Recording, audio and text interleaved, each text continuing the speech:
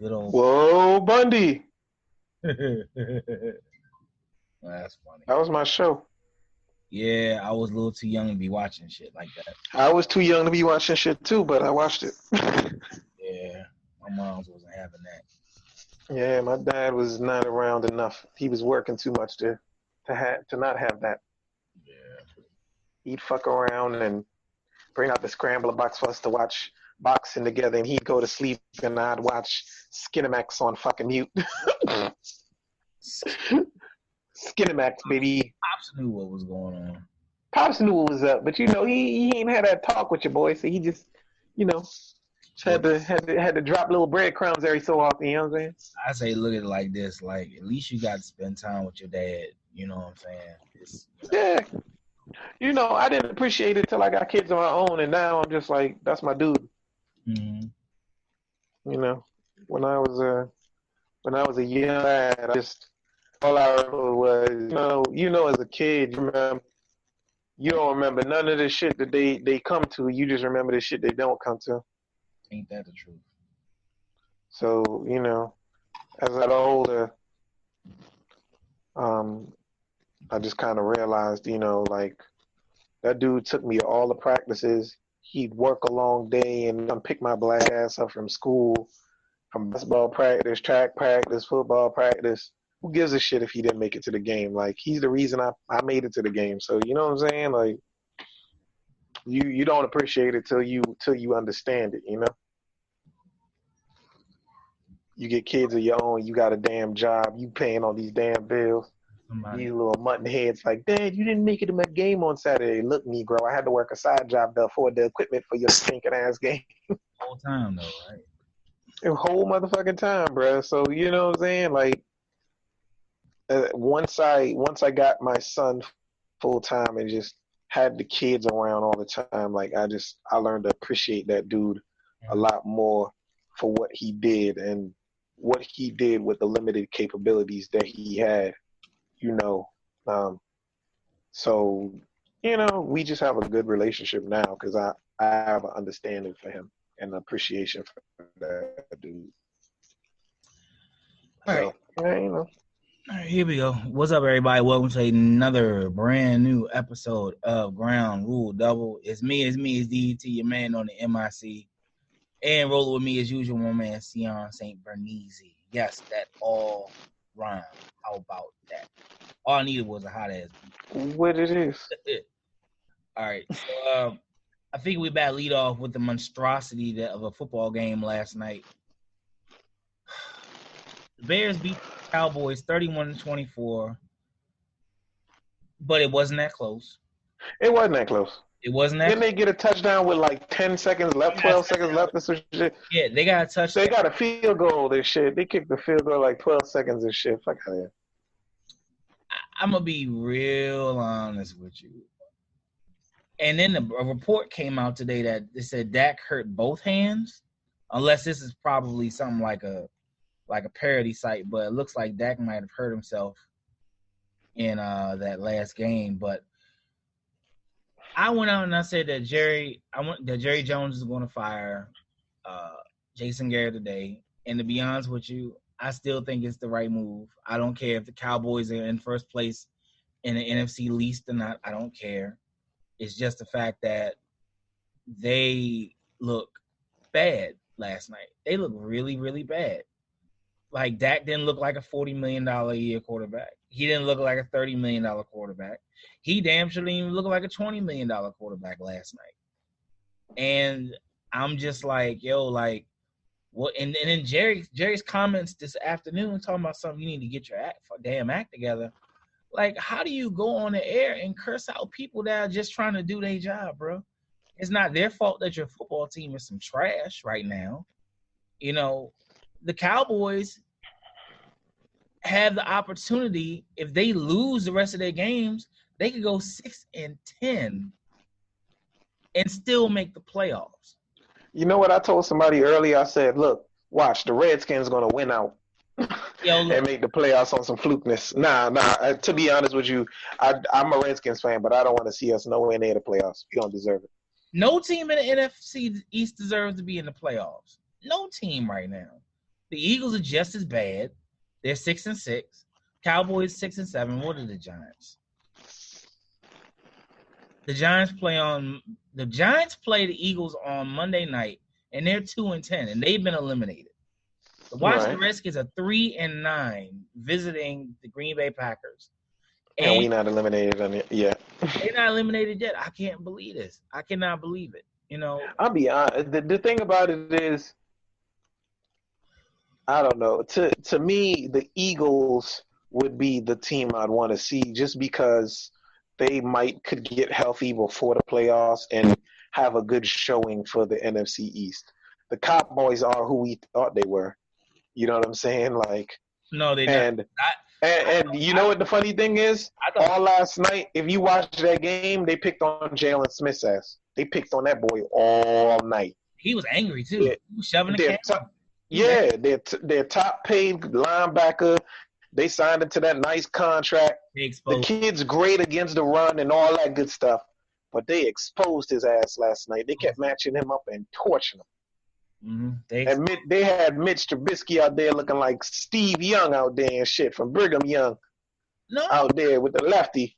Yeah, Trubisky really impressed me last night. I'm like, why? Don't do that. I'm like, bro, I'm sorry. 3 touchdowns passing and 1 running against the Cowboys defense, which was supposed to be so great.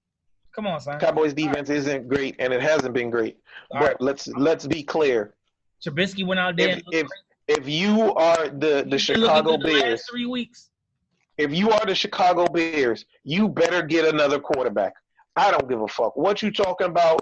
Do not allow him to look good against bad teams and save his fucking job. And y'all don't do your job and get quarterback competition. That would be the dumbest move, and you still won't make the playoffs next year. Do not do it to yourself.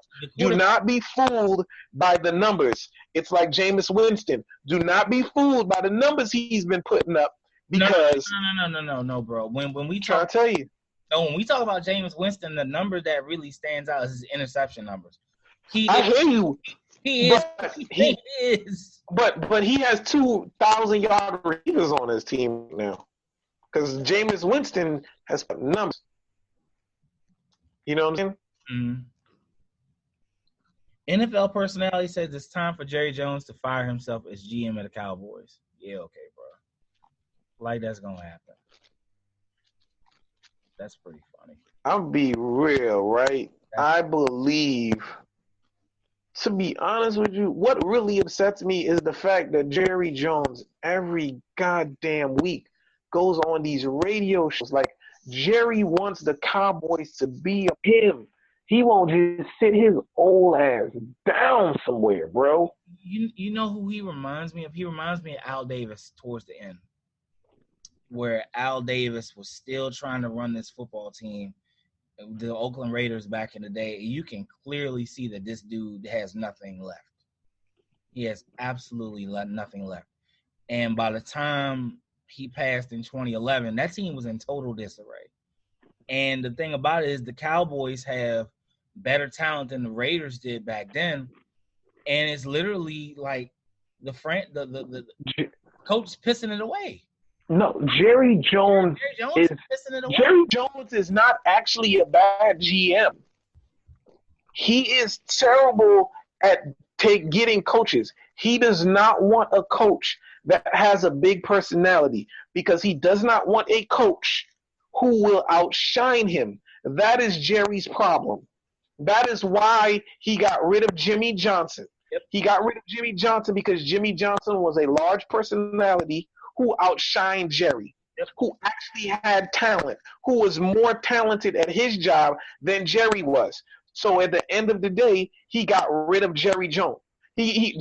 Jerry Jones got rid of Jimmy Johnson because of that. He got mad. He did not like being outshined by his coach. He wanted a coach that was solid and didn't have a big personality, and that's what he's been going after since, and they haven't.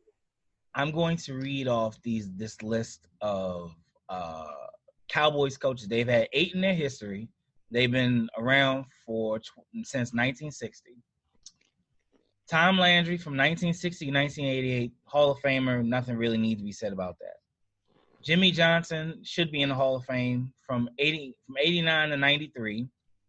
He won 44 and 36. He went 5,500. He went 55% of his games. 2 Super Bowl championships. I'm sorry. I think the dude should be in the Hall of Fame. Whatever. Barry Switzer. Jimmy Johnson is highly underrated. Barry Switzer was trash. I agree. He's a very underrated head coach. Barry Switzer, he 4 years, 94 to 97, got them to that Super Bowl 30. But he had a better winning percentage than Jimmy Johnson. How you like that? You know why? 40 and 24. Yep. Well, I know why. You know why? All of his players came into their prime. 1. 2, if you look at that team, they got Deion Sanders when they got Switzer. 95.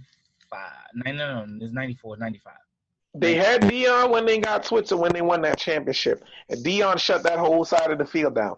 And then, on top of that, he didn't change the offense. He didn't change anything Jimmy did at all. Why would he? I mean, But that's the thing. He didn't change anything Jimmy did, so they didn't have to get used to a new system.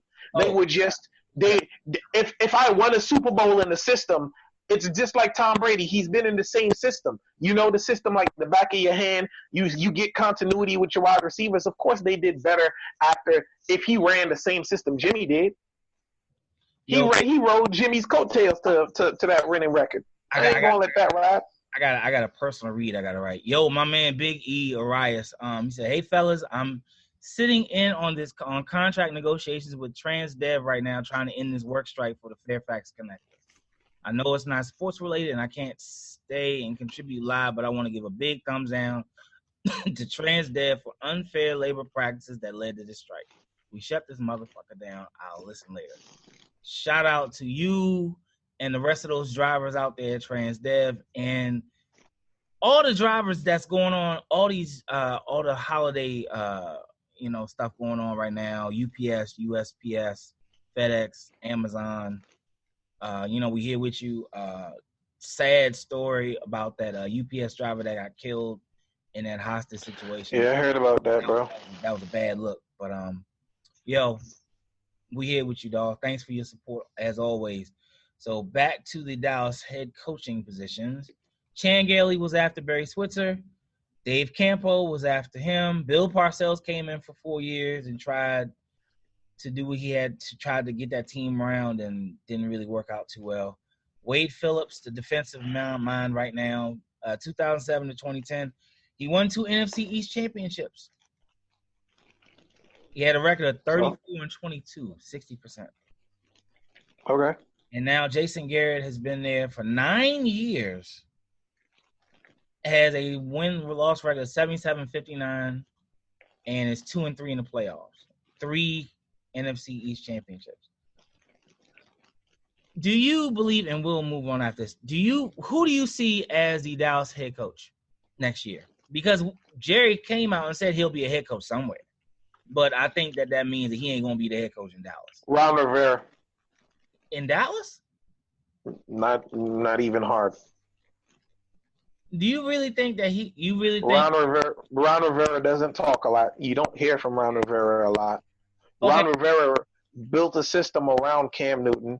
He ran a run-oriented system, got them to the Super Bowl. He's a great defensive coach, and they need a good defensive coach right now. Ron Rivera.